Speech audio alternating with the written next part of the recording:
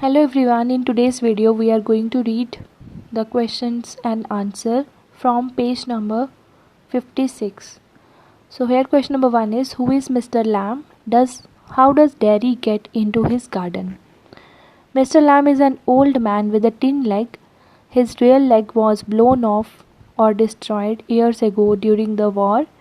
He lives all alone in his house. There is a garden near the house.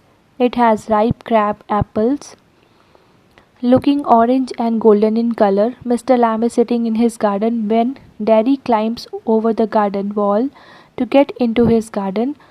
Though the gate is open, the boy does not use it. तो ये question पूछ रहा है कि Mr Lam कौन है और dairy जो है उनके गार्डन में किस तरह से चला गया। तो मिस्टर लैम हमने पढ़ा एक बूढ़े से आदमी हैं जिनकी लेग जो है वो आर्टिफिशियल है या टिन लेग है। उनकी रियल लेग जो है वो डिस्ट्रॉय हो गई थी जब वो वॉर में लड़ाई कर रहे थे और वो अकेले रहते अपने हाउस में। उनके घर के पास एक गार्डन है और उसके बीच में कुछ वाइल्ड क्रैब एप्पल्स जो हैं वो लगे हुए हैं जिनका कलर यहाँ पे ऑरेंज और गोल्डन बताया है। मिस्टर लैम जो है यहाँ पे अपने गार्डन में बैठे हुए हैं जब डेरी यहाँ पे पहुँच जाता है और जबकि हमें पता है कि गेट जो है वो ओपन है, लेकिन जो बॉय है डेरी है वो इसको यूज़ नहीं करता। ये इस क्वेश्चन की डिस्क्रिप्शन दी है। देन पेज नंबर 62 पे एक अनदर क्वेश्चन है, do you think all this will change Derry's attitude toward mister Lamb? कि क्या आपको लगता है कि डेरी जो है जब मिस्टर लैम से बात करेगा तो उसका एटीट्यूड जो है वो चेंज हो जाएगा टुवर्ड लाइफ? इसका आंसर जो है वो है, dairies burned face made him the center of ridicule. Although people sympathized with him, it was never a heartfelt one. This resulted in his pessimistic approach toward life. He thought that everyone detested and despised him. On the contrary, Mr. Lamb did not show any pity toward him. He considered Derry to be his equal and welcomed him in his garden. He helped the boy to love and live life happily without any contempt for his own self.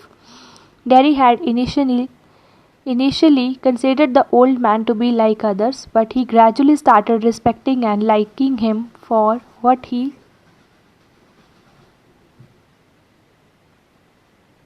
said. So यहाँ पे हमने पढ़ा कि dairy का जो जला हुआ face है उसने उसको बीच में लाके खड़ा कर दिया है उन लोगों के जो हमेशा ही उसकी बुराई करते हैं या उसकी बात करते हैं। बेशक लोग उससे देख के सहानुभूति प्रकट करते हैं या मतलब दिखाते हैं, लेकिन उसको ये सब चीज़ें सुन के अपने बारे में बहुत ही ज़्यादा पैसिमिस्टिक जो है वो बन चुका है। उसके बीच में पॉजिटिविटी ख़त्म हो चुकी है क्योंकि हर लोग जो हैं वो यही सोचते हैं, उसको डिटेस्ट करते हैं, उसको डिस्पाइस करते हैं। इसके विपरीत जब हम बात करते हैं मिस्टर लैम की तो वो ये मतलब उससे बात करके कोई भी पिटी शो नहीं करते और डेरी को वो इक्वली वेलकम करते हैं अपने गार्डन में। इवन वो हेल्प करते हैं उसको जब बताते हैं कि लव और लाइफ को किस तरीके से हम मतलब without any contempt carry on कर सकते हैं। और डेरी जो है जैसे शुरुआत में वो कंसिडर करता है कि वो भी बाकियों की तरह होंगी, लेकिन धीरे धीरे उनको समझना स्टार्ट कर देता है और उनको मिस्टर लैम को रिस्पेक्ट करना और लाइक करना भी वो स्टार्ट कर देता है। देन पेज नंबर 69 पे रीडिंग विद इनसाइट के क्वेश्चन है। क्वेश्चन नंबर 1 है, what is that draws Derry towards mister Lamb in spite of himself? तो इसका आंसर है, Derry finds mister Lamb different from others. Mister Lamb shows no shock or fear on seeing Daddy's burnt face. Rather, he likes or he talks to him in a loving manner. He welcomes him to his garden. He offers to pluck apples and make jelly for him. He calls him his friend. He says that things look outwardly different, but inwardly they are all the same. He gives the example of flower, trees, herbs, and weeds. They look different, but they are all growing living things. Similarly, people can have different looks, but inwardly they all are the same. Daddy says that he hates some people. At this, Mr. Lamb says that it can do him more harm than any bottle of acid. Acid burns only the face, but hatred burns one's away inside. He tells Derry never to think of his burnt face. He has 2 arms, 2 legs, ears, eyes, tongue, and a brain. And if it has a firm mind, he can do better than others. It is by such words of encouragement that Mr. Lamb draws Derry to himself. तो ये जो question आपने पढ़ा, इसके बीच में आपने ये पढ़ा कि डैरी जो है वो किस तरह से मिस्टर लैम को बाकियों से डिफरेंट समझता है, जिसको मिस्टर लैम को कोई शौक़ नहीं लगता, कोई डर नहीं लगता उसका मतलब जला हुआ फेस देख के। इवन वो उससे बात करता है बहुत ही लविंग मैनर में, वो उसको वेलकम करता है, उसको अलो करता है कि वो उसके गार्डन से कुछ एप्पल ले सकता है जिससे वो जेली बना सकता है अपने लिए। मिस्टर लैम उसको अपना फ्रेंड मानते हैं, ये भी कहते हैं कि चीज़ें जो हैं वो देखने में जैसे लगती हैं अंदर से वो सेम ही होती हैं। इसके ऊपर वो एक एग्जांपल देते हैं कि फ्लावर, ट्रीज़, हर्ब्स, फीड्स, सारी चीज़ें जो हैं लाइक वीड्स जो हैं वो पॉइजनस प्लांट होता है, बट ग्रोथ रेट अगर देखा जाए सब लिविंग बींग्स का, सब लिविंग थिंग्स का सेम ही होता है। इसी तरह से लोग जो हैं उनके डिफरेंट लुक्स होते हैं लेकिन अंदर से वो सब सेम होते हैं। जब डैरी कहता है कि वो लोगों से नफ़रत करता है तो मिस्टर लैम उसको समझाते हैं कि जो हेट्रेड है वो तो किसी भी एसिड की बोतल से कहीं ज़्यादा ख़तरनाक हो सकती है। एसिड तो एक फेस जला सकता है लेकिन हेट्रेड जो है वो हमेशा एक इंसान को अंदर से खा जाती है या जला देती है। इसलिए वो हमेशा उसको ये बोलते हैं कि कभी भी तुम अपने वर्न फेस के बारे में मत सोचो, क्योंकि बाकी चीज़ों में तो तुम सबके इक्विवेलेंट हो। लाइक तुम्हारे साथ फेस तुम्हारा जला है लेकिन तुम्हारे हाथ ठीक है, तुम्हारे पाँव ठीक है, तुम्हारी लेग्स ठीक है, तुम्हारे ईयर्स ठीक हैं, टंग ठीक है, ब्रेन ठीक है। अगर ऐसा होता कि तुम्हारी ये सब चीज़ें भी लाइक काम नहीं करती तो फिर क्या होता। तो इस तरह से वो अपने वर्ड्स को एनकरेजमेंट जो है देते हुए डैरी को एनकरेज करते हैं कि वो किस तरीके से लाइफ को देख सकता है। सेकेंड क्वेश्चन है, in which section of the play does Mister Lamb display signs of loneliness and disappointment? What are the ways in which Mr. Lamb tries to overcome these feelings? Although the loneliness of Daddy dominates the play, there are evident traces of Mr. Lamb's loneliness throughout the first scene of the play. The old man says that having heard the bees for a long time, he knows that they sing, not buzz. It not only depicts how his perception was different from others, but also illustrates that he was lonely and that he did not have anyone to be with. Another evidence of his loneliness is the fact that the whole day he sat in the sun and read books. This proves that books were his only true friends. He says that his empty house is full of books, underlining the way in which the void of his empty life was filled in by the books. By the end of this scene, it becomes even clearer that he is lonely and sad when he mutters to himself that no one comes back to him after the first meeting. Likewise, he did not expect Derry to return. He was so sure that Derry would never return that he climbed the ladder to collect all the apples himself, although Derry had offered to help him after informing his mother. Ironically, the old man would have died unnoticed if Derry had not returned to fill the emptiness of his own life.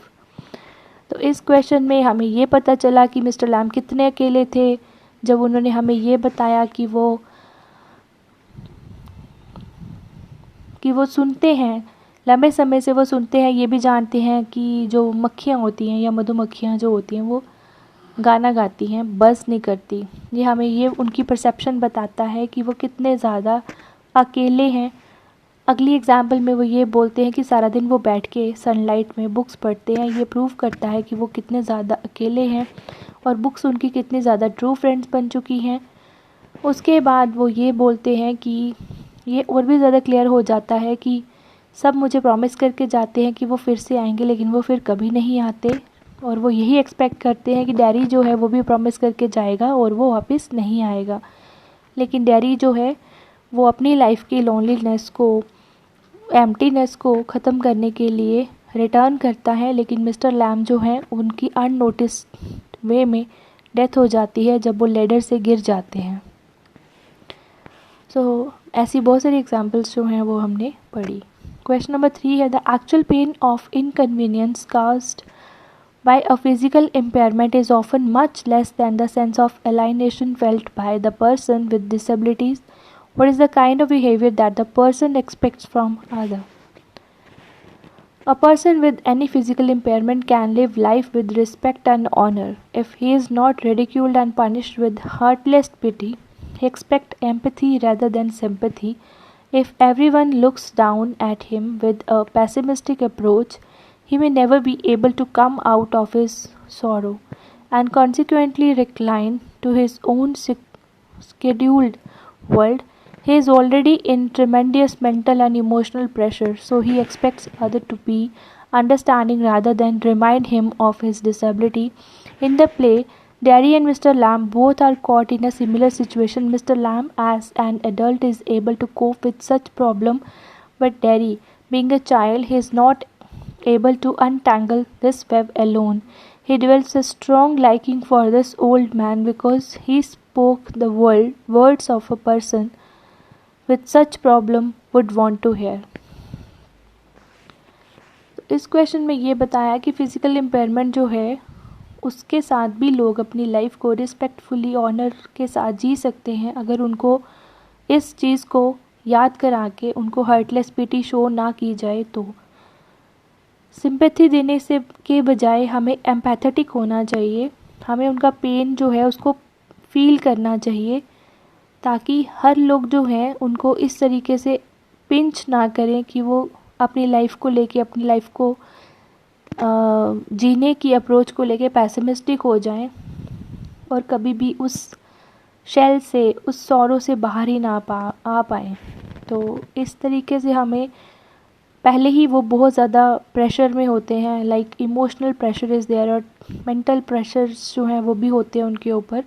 इसीलिए उनकी expectation ऐसी होती है कि उनको बाकी लोग जो है वो डिसेबिलिटी जो है वो याद ना कराते हुए उनको अंडरस्टैंड करें कि उनकी प्रॉब्लम क्या है। इसी प्ले में हमने पढ़ा डेरी और मिस्टर लैम का जो सेम सिचुएशन है वो अपने आप को एक ही सिचुएशन में पा रहे हैं, लेकिन मिस्टर लैम बड़े हैं इसलिए वो अपनी प्रॉब्लम को कोप अप कर रहे हैं, बट जो डेरी है वो एक छोटा बच्चा है, वो उस अनटैंगलिंग वेब से बाहर नहीं आ पा रहा है। उसको ऐसा चाहिए कि कोई ऐसा इंसान हो मिस्टर लैम की तरह जो उसको उस वेब से बाहर निकलने में हेल्प करे, कुछ ऐसे वर्ड्स बोल के जो वो सुनना चाहता है।